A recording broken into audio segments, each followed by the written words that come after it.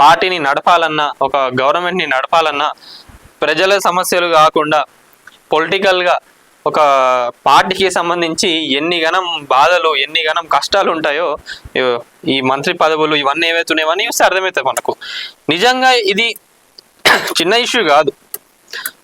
మంత్రి పదవుల కోసం మరింత సమయం, పార్టీ పదవులు మాత్రమే సిద్ధం, దాదాపు కార్యవర్గ పదవులు జాబితా సిద్ధం, పార్టీ పదవులు కూడా మరో 3 రోజుల తర్వాత విడుదలయ్యే అవకాశం, సీనియర్లకు పార్టీ పదవులలో సముచిత స్థానం, నాయకులతో అసంతృప్తి లేకుండా పదవుల పంపకం. అదే అంటున్నా, ఏంటంటే పార్టీ కోసం పనిచేసేటోళ్ళు చాలా మంది ఉన్నారు, వాళ్ళందరినీ కూడా చూసుకోవాలి కదా.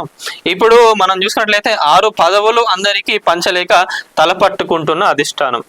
మరి ఆ 6 పదవులలో సీనియర్ వాళ్ళకి ఇస్తారా? మరి ఆల్రెడీ కాంగ్రెస్ ప్రభుత్వం ఉన్నప్పుడు అప్పుడు మంత్రులకు పనిచేసిన మినిస్టర్లు ఎవరైతే ఉన్నారో వాళ్ళకి ఇస్తారా? లేదా కొంతమంది నాయకులకు చూసుకుంటే వాళ్ళకు మాట ఇచ్చిండ్రు, కాంగ్రెస్ ప్రభుత్వం వచ్చినాక మీకు కీ రోల్స్ ఇవ్వడం జరుగుతుందని చెప్పి కూడా వీళ్ళు చెప్పడం జరిగింది.